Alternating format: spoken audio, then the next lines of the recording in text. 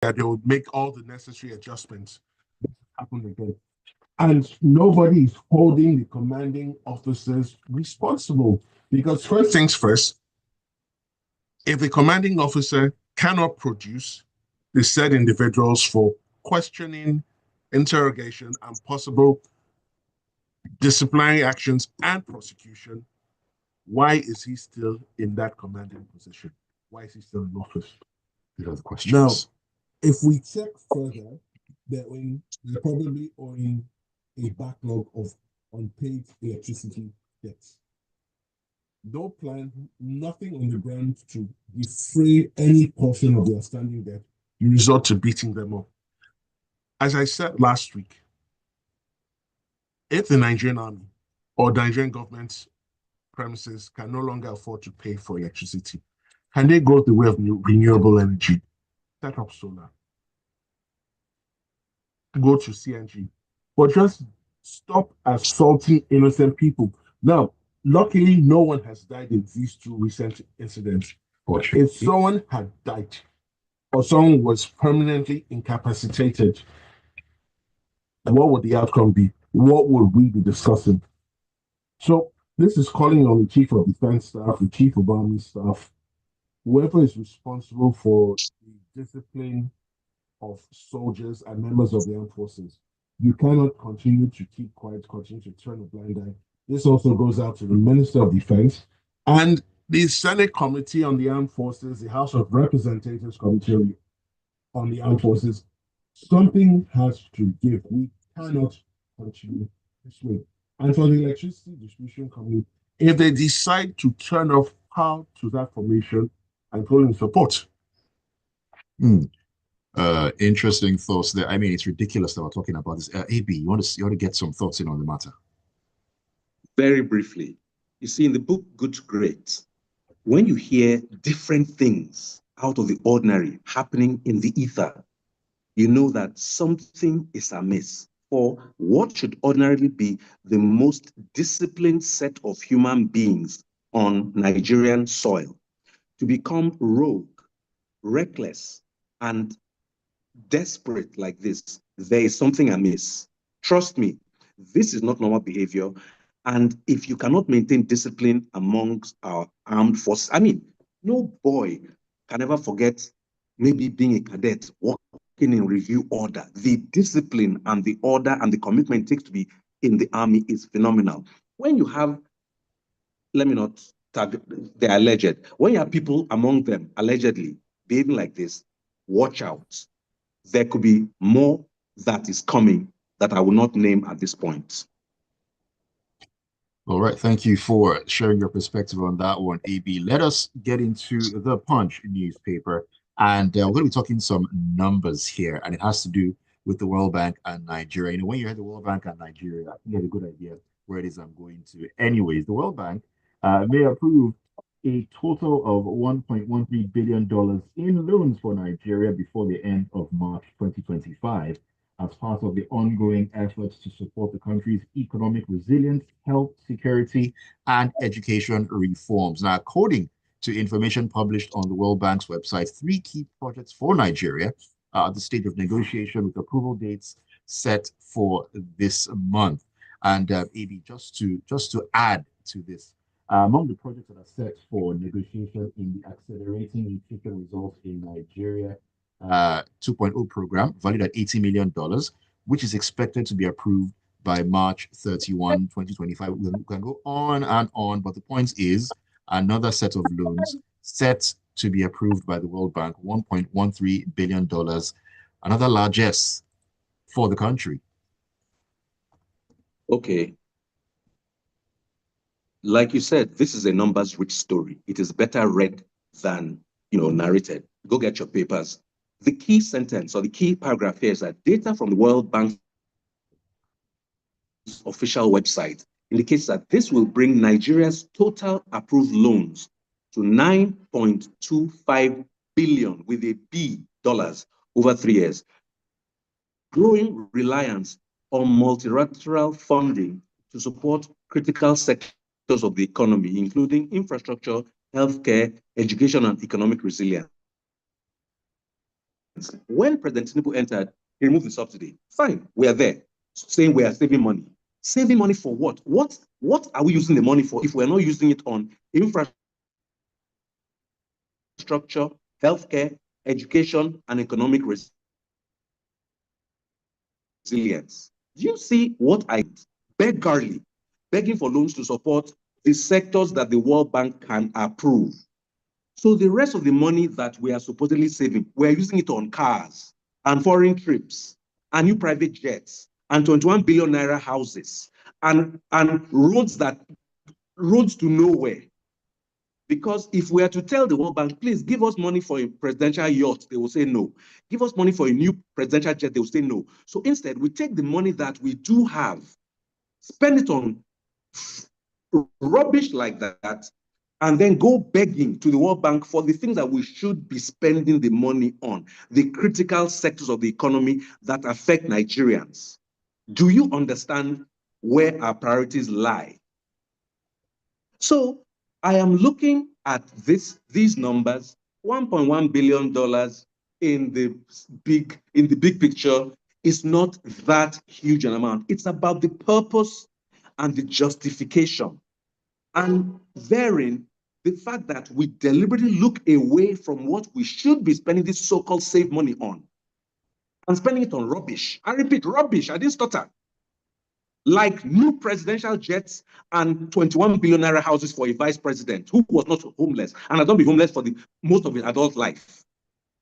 And then we are now begging on the public sphere for money to take care of what we should be taking care of in the first place. If as a father, you are seen to be buying lace and are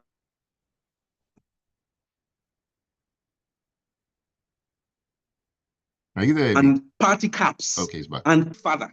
And we shall talk about failure as a father in the next story or two that Mr. Steve will take on. All right, let me take a message or two because they're already beginning to line up real quickly. Fidelis from Shobolu says, while I agree that it's ethically wrong for the violence committed by the military, let's not forget the wrong in the matter. All of us are suffering this power matter as everybody must be registered on Band A. What an obsessive government. Fidelis, two things can be right at the same time. What is the wrong here? So when you don't get power the way you want it, you go and beat up the people and burn it. When that happens, does that improve the power supply? Please, let's not be unfortunate this morning, please. Please, let us not be unfortunate, indeed. Adeboyega Adedeji says, sanity really has left the shore of this country. For the past 2 to 3 weeks, the nation has been engulfed in some integrity crisis and incompetence. The allegations by Senator Natasha Akpoti has taken a new dimension and has now attracted world attention. The Nigerian Senate is under scrutiny of some sort. The Senate president has further exposed the Senate to the world leadership incompetency on the part of those managing our economy and policies that have subjected Nigerians to poverty. Who will save this nation? You just wonder. Emeka Ngbadada says, Army attacks on Genko staff. Will investigation reports ever be published? Did anyone sue? Any damages paid? Any punishment to erring officers? Still a free and democratic society? I thought so. All right, keep those messages coming in. Let's get back into the stories this morning. Mr. C, let us continue into the Vanguard. Now, the Department of State Services, the DSS, and the National Intelligence Agency, NIA, are reportedly probing how Natasha Akpoti-Uduaghan attended the Inter-Parliamentary Union IPU meeting in New York without official nomination. Now, sources said the probe is seeking to uncover how she secured accreditation, who facilitated her trip, and whether her participation was orchestrated to embarrass the Nigerian government. I will hold it there. But before you jump in, Mr. C, like I was saying before to that message, two things can be right and can happen at the same time. Yes, you can decide to probe. Yes, you can decide to do that. But the allegations that she made, nothing is being said about that. Why can't that also be going alongside the probing and so on and so forth, or whatever it is that they do? Anyway.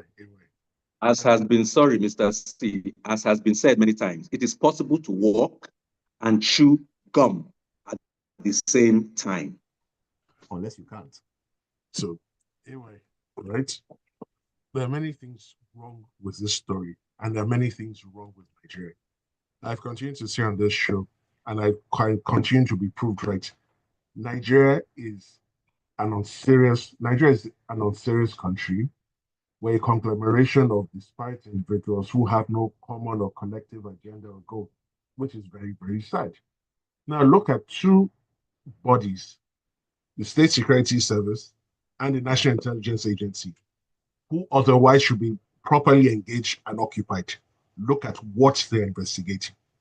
They're not investigating threats to Nigeria's national security. They're not investigating how the non-state terrorist actors plaguing the north central, northeast, and northwestern regions of Nigeria are getting their funding, getting their equipment supplies, and how they're mobilizing and creating cells all over the country. They're not interested in that. They're investigating how a female senator attended an IPU meeting in New York. Now, it's funny that within Nigeria, nobody's interested in investigating her claims.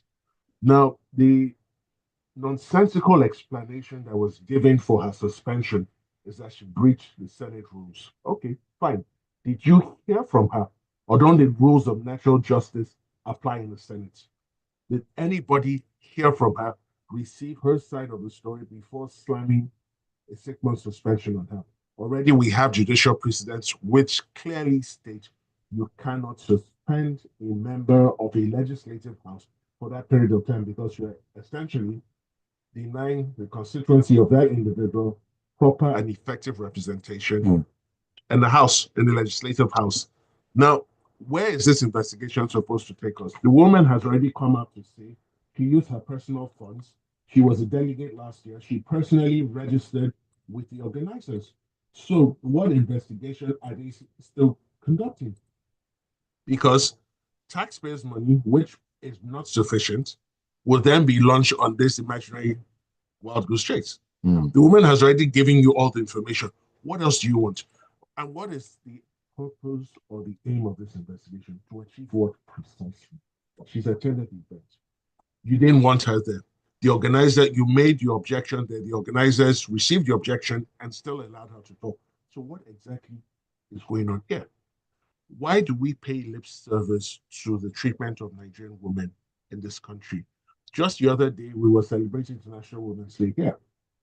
So, it's one thing to proffer the words, it's another thing to walk the walk and back up those words with action. And sadly, that has not been the case here. Now, it's shocking that the Senate has no intention or apparent desire to investigate this matter. Listen to her, receive her position. And there are senior advocates in the Senate currently. At the very least, hear from her. Right. Then, having heard from her, you can then decide what you want to do with what you've heard. But this is a waste of our time. It's a waste of their time. It's a waste of our resources. And it doesn't address the issues for which they were set up. They should focus on their core mandates and leave politicking alone. All right. More messages. I'm just trying to get through all of them so that everyone is heard this morning. Daniel from Festac says, the Nigerian security forces have a lot of indisciplined officers amongst them. What kind of officers execute coups against democratically elected governments? These guys have attacked BRT buses, destroyed police barracks and stations, routinely disobeyed traffic rules, and were surprised by the attacks on the disco officers. If we refuse to acknowledge the rot in our institutions, we cannot fix it. They need to prosecute those rogue soldiers. All right, who's talking to us here? This is coming from Life. Okay, Life says he doesn't pity. Okay, no, I'm not going to agree with you on that, Life. And he says if you can't blame and punish well, he's still calling them NEPA. Well, it's an age-old name for all the evil they've done to us in this country. Then stop blaming the military. See, Life. I've been shouting this thing since morning. Two things can be right at the same time. Yes, we've talked about how the art generation and all that have been terrible, and we've spoken extensively. But there is no realm, there is no multiverse that it warrants what the military or what the soldiers have done in these situations at all. I completely disagree with you on that one. What is wrong is wrong. No one deserves to be assaulted. We don't deserve to have our infrastructure destroyed just because power is this and that. Please let us not look at things from that perspective. Thank you very, very much. I'll just leave it at that. Okay, AB, I'm coming back to your table right now as we're getting along on Freshly Pressed this morning on Smooth 98.1. And we're going to take a walk into The Guardian. The Asset Management Corporation of Nigeria, AMCON, has disclosed that it has recovered over 2.1 trillion naira for the federal government, despite facing stiff resistance from debtors. The recovery agency also stated that it currently has over 2,000 cases in court. Some of its debtors do not use the borrowed money for its intended purposes. Why am I not surprised on that front? AB, your thoughts? So, 2.1 trillion naira. That's a healthy sum when if put to good use in the country. And I'll take it that AMCON was set up for a noble purpose, to get loans that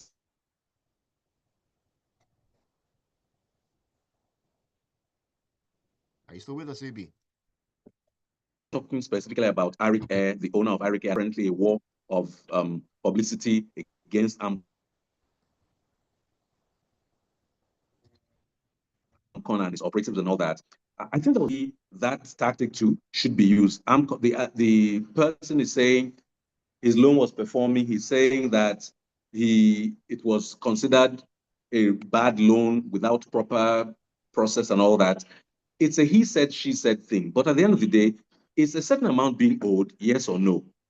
Is the payment being made on that amount, yes or no? If not, why not? And if there are no mitigating circumstances, yes, he deserves to be in AMCON's net.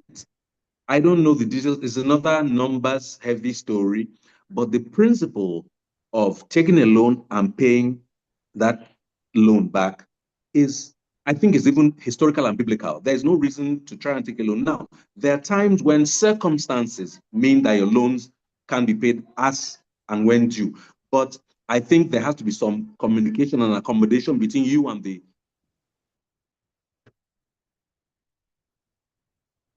loan, the person who gave the loan, rather than just do it. This no consequence is not just the soldiers who break into a NEPA station. No consequence is a societal thing. Do you know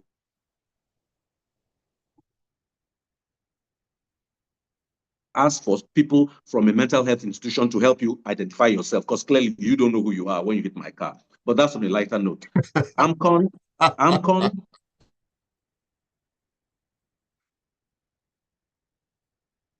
Oh my goodness. Why is the reception going in and out? Okay, he's back. Sorry, they should not go about it in a vexatious or malignant or negative manner. They should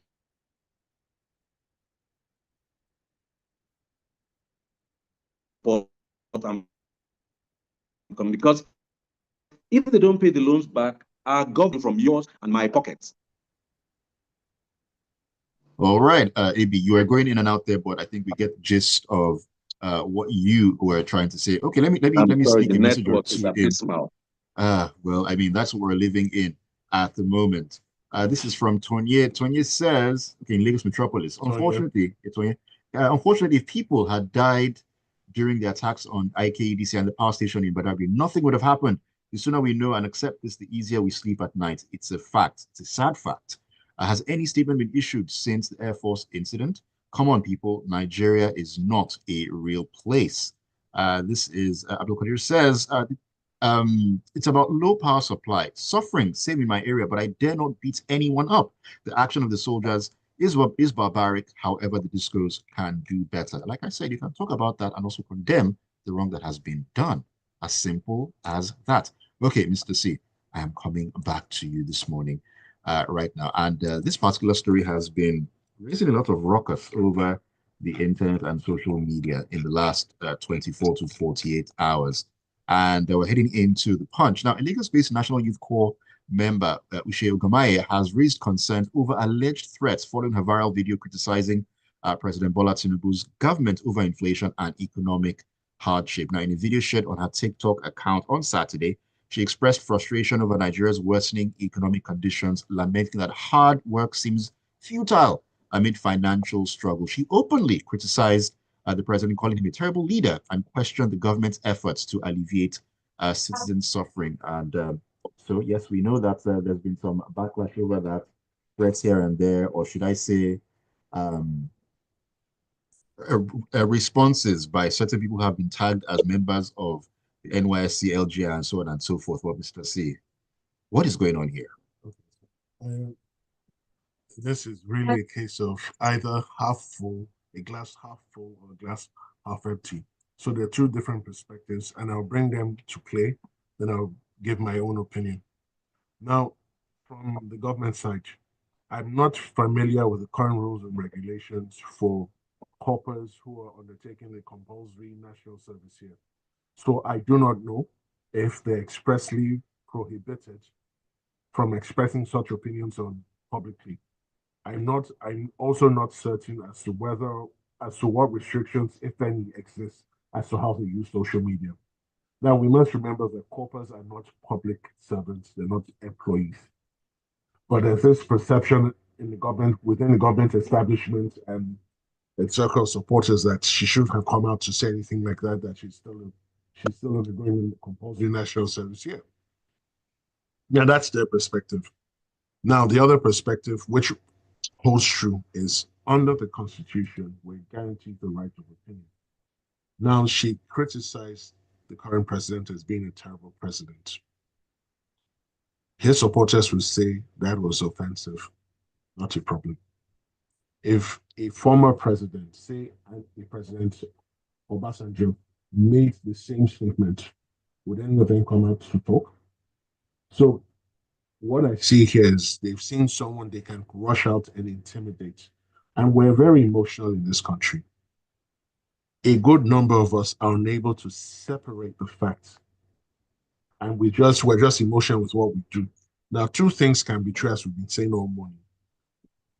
There are videos on social media which seem to suggest she lives a very comfortable life, right?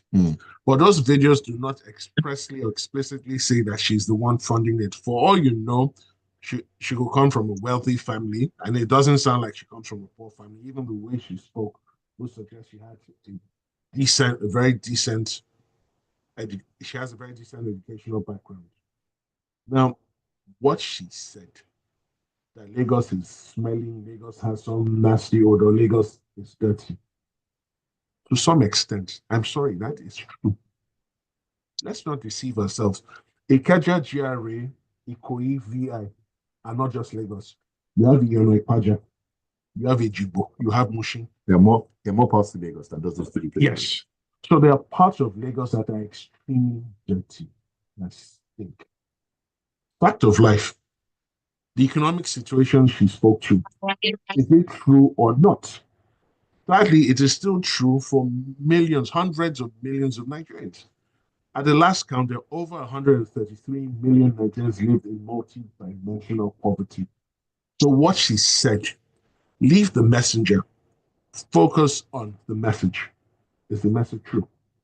Sadly, it is true. Are efforts being made to resolve it? According to the government and its establishment, yes.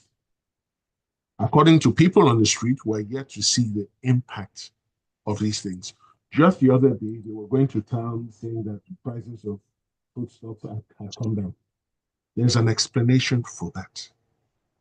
When supply far outstrips demand, prices must necessarily come down. Now, here I'm looking, thank you, Ayo. So under the NYC rules of conduct, if a core member is found to have insulted the state, they could face disciplinary action, potentially including appearing before a camp court or a state disciplinary committee. I'm sorry, ladies and gentlemen, right? It is only a court of law that can truly establish guilt in Nigeria, according to the Constitution. Now, what is insult to a state? What offense is insult to a state? What constitutes it? What constitutes an insult? Because I'm sorry, I don't know who these guys, who this camp court will be comprised of. But really and truly, if they feel that an offense has been committed, why not charge her to court? Now, are they truly saying that the constitutional right to freedom of opinion is curtailed because you're in the national service here? You've enrolled in the national service program? I will find that preposterous and I'll find that unbelievable. Because we're not in a dictatorship. This is a democracy, and we must be able to express ourselves within reasonable limits. So I'm sorry, I don't understand what this means, but let's hear what Kamala. She's going to the office today. Let's hear what they do, and then we'll take it from there. All right, AB, very, very quickly, about 30 seconds. This is a case where ordinarily that kind of protest should have brought out responsibility from responsible people who are adults. Right now, we're talking about an emperor that is naked, and from the mouth of babes, there's a protest. So maybe the biggest new job in Nigeria, which is monitoring the sites that are not supposed to be accessed from the Senate, is going on. Listen, the emperor is naked. Nigeria is not in a good place, and our children are crying about it. So maybe we should listen and stop being too self-important. All right, let me rush through some messages before we call it a morning. This is from Biomi Animation, I believe. It says, I take strong exception to Mr. C going on radio to label Nigeria a terrorist nation. There should be boundaries to how one stirs political tensions.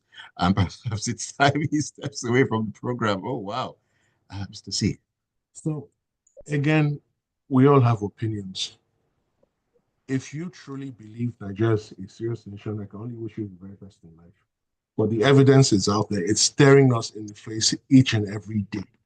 And I'm not going to pretend because of political affiliations or because I have a fondness for a certain individual, group of individuals, that I will shut my eyes to the truth. Nigeria is an unserious nation, and there's nothing you can do to change my opinion about that. All right, JP says the fact the military can lay hands on citizens with no consequences is sad. What is worse is citizens justifying it. Kai, our nation needs help. Joseph Meunier says, I'm still asking how on earth did we get here as a nation? Nobody seems to be providing answers. Just imagine from January till this moment, no policies to uplift the economy and citizens, but Akpabio versus Natasha, Obasa versus Assembly, and so on and so forth. All right, thank you for that message, Joseph. Let me see if I can take a few more. Josiah says, please, there anybody that oversees the activities of it's not NEPA anymore. It's not NEPA anymore. It's a discipline. I believe it's the NERC. Since December, there have been constant. There's been no constant power yet. Billing keeps coming. We have lights just for today for the first time this month of March. Regulation of power in Lagos State is now administered by the Lagos State government. They set up a commission to do that. So he should address his concerns or complaints to that commission. Okay, this is Mr. Tiniko. He says about this Natasha issue at the IPU. It's on record that she really went to the conference to embarrass our country. This became clear when she lied about the reason for her suspension to whip up sympathy. The youth court member is a government official and signed allegiance to the federal government, and has a way to lay her complaints to the government. Now she has breached that code of conduct. I'm sorry. The youth corps is not an official. She cannot be promoted. Let's be very clear. She wasn't given a letter of employment. Let's get our facts straight. All right, we really need to go this morning. Time has absolutely flown by. Thank you so much for all the messages, and apologies if I couldn't take your message this morning. Thank you, Mr. C and AB, for keeping it locked with us. Thank you. I'm sorry about the bad network. Let's try and do everything we can this week to make a positive difference in our lives and those around us. Well, thank you for having me, and let's be more circumspect about how we conduct our affairs, and yes, to a productive week ahead. All right, a productive week ahead is going to be keep you tuned to the Smooth Breakfast 8:15. We'll take a walk into the locker room. It's all about great sporting action. Don't go anywhere. Let's go.